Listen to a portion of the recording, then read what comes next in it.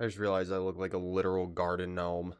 Anyways, the New York Knicks just got out of one of the worst mid-season stretches we have seen out of any team in the league so far this year. They are on a 3-game win streak right now, with the first win being a 120 to 66 point win against the Brooklyn Nets. I think they got out a lot of frustration in that game. But before that, the Knicks went on a stretch where they were 2-9 in their last 11. Something that I don't think anybody expected to see from a team that was like looked at as the favorite to make it out of the East this year. And so with the trade deadline coming up, I'm like, hey, maybe the Knicks can make some moves to bolster their roster and make a late season push. But then I start seeing reports that the Knicks players in the front office are claiming that the reason for their struggles is their coach, Mike Brown, the guy that they brought in this season to get them over the hump that they could never get over. Now, not even half a season in, they're saying, nah, he's the problem.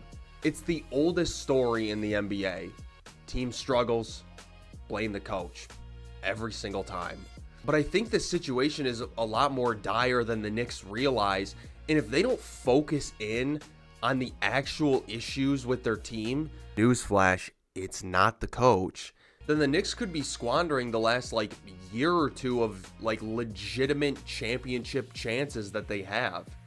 But very quickly before we get into this video, if you guys enjoy all things NBA, please make sure to hit that like button on this video. And if you guys want to stick around, make sure to hit that subscribe button. I am on my way to 1,000 subscribers, trying to get monetized here on YouTube, make this thing a real thing.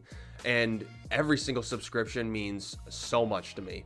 Also, make sure to comment down below what you think about the Knicks. Do you think they can still make it out of the East over teams like Detroit and Boston, or do you think, they're done for? Also, one last thing, if I do sound a little weird in this video, I am still getting over some sickness, so bear with me. But with that all being said, let's talk hoops. All right, the first thing I think we have to do is we kind of have to go back when it comes to Mike Brown, because we've seen this before. If you didn't know, Mike Brown used to coach the Sacramento Kings, and he led them back to the playoffs after a 16-year drought. And the team did lose in the first round, but they took a very good Golden State Warriors team to 7 games. Ultimately, after their playoff run was over, I think a lot of people still looked at that and that season as a success. But unfortunately, that was the most success Sacramento was gonna see, because ultimately they made one fatal flaw in that offseason, and it was they didn't really go out and improve their squad. They thought that their squad was good enough to just internally improve and come back next season better than they were last season. But what they didn't account for was every other team in the ultra competitive Western Conference going out, making moves, and making their teams better. That kind of showed, because Sacramento in the next season really disappointed.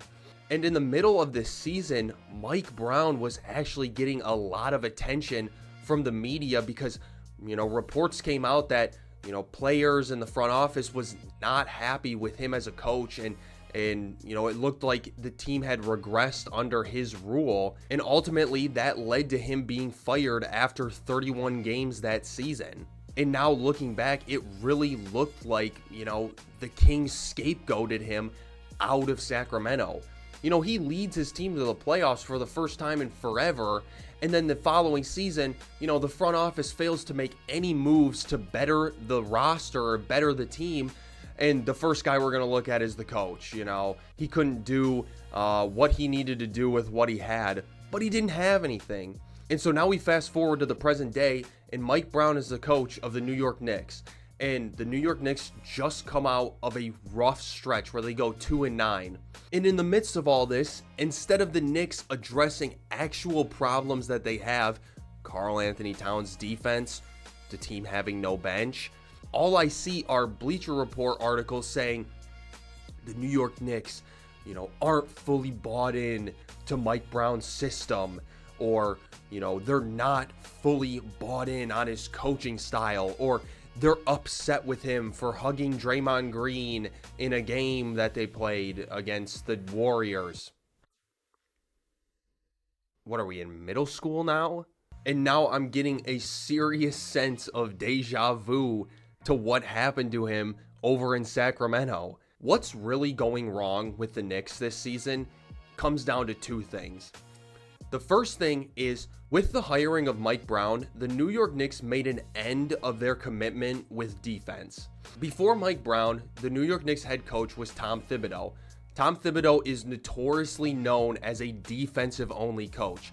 He only plays players who play defense, he sits the players who can't play defense, and he builds his entire system around defense. He's a horrible offensive coach, but he fully, develops his coaching strategies around defense wins championships. And a big criticism for the Knicks last year was, a lot of times their offense would look stagnant in some games.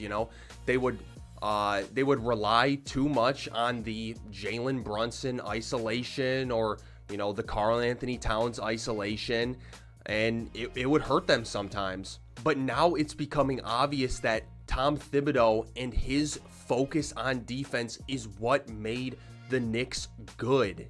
Because I'm not going to lie, the New York Knicks roster and the players they have on their team are some pretty elite offensive talent. Jalen Brunson, elite offensive talent. Karl Anthony Towns, elite offensive big. Mikal Bridges, OG Anunoby, Miles McBride, all of these guys are competent offensive threats. And so they were kind of able to carry the heavy load on offense and be able to make things happen, without the best offensive system. And then with the defensive system, Tom Thibodeau got the absolute best out of some guys that he probably shouldn't have been getting that high quality of defense out of. You didn't hear as much about the bad Brunson defense and people hunting him on defense as you do this season. I didn't see as many clips last year as I have this year of Karl Anthony Towns being an absolute liability on defense. And then the other issue that I have with the Knicks, and I've had this issue with them for a couple seasons, is just how bad their bench is. The Knicks have one of the shallowest rosters in the league. They have a great starting lineup, but then you look at their bench and you're like, Miles McBride is kind of just a glorified spot-up shooter. Like, Tyler Kolek is their backup point guard. They have a lot of late first round or second round guys that, are getting major minutes that they probably shouldn't be getting. Gershon Yabusele has been one of the biggest offseason disappointment signings I've seen. Jordan Clarkson, I saw a lot of Knicks fans be happy about this signing, but now they kind of realize he's just a glorified shot chucker. And that comes down to the win now moves that the Knicks have made in these last couple seasons. Trading for OG Anunoby, trading for Mikal Bridges, trading for Karl Anthony Towns. They gave up so many assets, not just picks, but also players, giving up Emmanuel Quickley and RJ Barrett and Julius Randle and Dante DiVincenzo for, to make this all-star starting lineup. But now they're realizing okay, a starting lineup is not the only thing that matters. We need a bench. And so that makes it really hard when you have games that the starting lineup struggles. You have nobody that you can bring in to even produce half as well as the starters can. But that's the risk reward that the Knicks had made. They wanted to win now. They wanted to win in a couple years.